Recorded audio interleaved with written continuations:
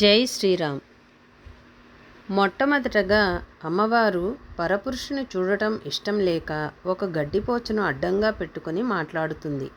అందులోని ఒక భావము ఏమిటంటే, నీవు నాకు ఒక గడ్డిపోచతో సమానమని.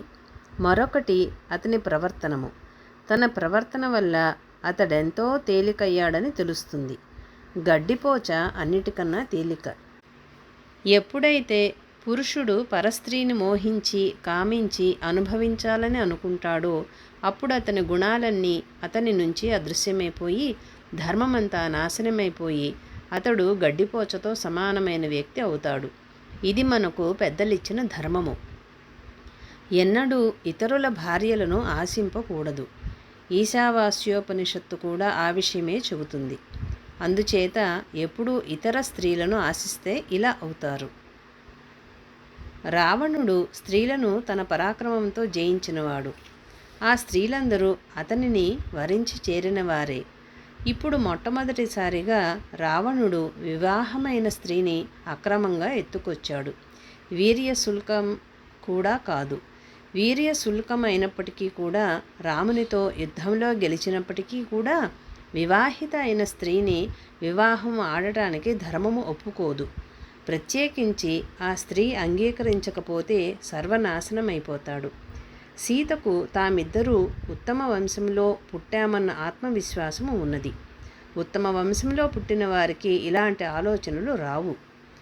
రావణుడు సప్తర్షులలో ఒకడైన పులస్త్యుని మనుమడు. అయినప్పటికీ ఇలాంటి బుద్ధి పుట్టడం వల్ల వంశానికి కీడు కలుగుతుంది. ఒక వ్యక్తి తను చేసినటువంటి పని ఫలితంగా ముందు 3 తరములు తరువాత 3 తరములు తరించటం కానీ నశించటం కానీ ఉంటుంది. అందుకని అది ఒక ధర్మము. మనకి బాలకాండ అయోధ్యకాండలలో బాగా వివరించి ఇస్తారు. రాముడు నిజానికి తండ్రి ఆజ్ఞ మేరకు వనవాసం చేస్తాడు. అది తండ్రికి ఉత్తమ లోకాలు కలగాలని, తండ్రికి కలగాలని, ముత్తాతకి కలగాలని. స్వచ్ఛందంగా భరతుడు కైకేయితో సహా తల్లులు వచ్చి రాజ్యానికి మళ్ళీ వచ్చి నీవే పరిపాలించుకో, ఏదో ఒక దురదృష్టమైన ఘటన జరిగింది అని చెప్పినప్పటికీ రాముడికి పరిపాలించడానికి కావలసిన అవకాశం ఏర్పడినప్పుడు కూడా దశరథుడు, అతనికన్నా ముందు పరిపాలించిన రాజులు, తన వంశంలో పూర్వులు అందరూ కూడా ఉత్తమ లోకంలో ఉండాలంటే అతడు దశరథుని యొక్క మాటని సత్యము చేయాలి. అందుచేత తనతో సమానమైన భరతుడు రాజ్యాన్ని పరిపాలిస్తున్నాడు కాబట్టి రాజ్యానికి ఏ విధమైన ఆపద లేదు.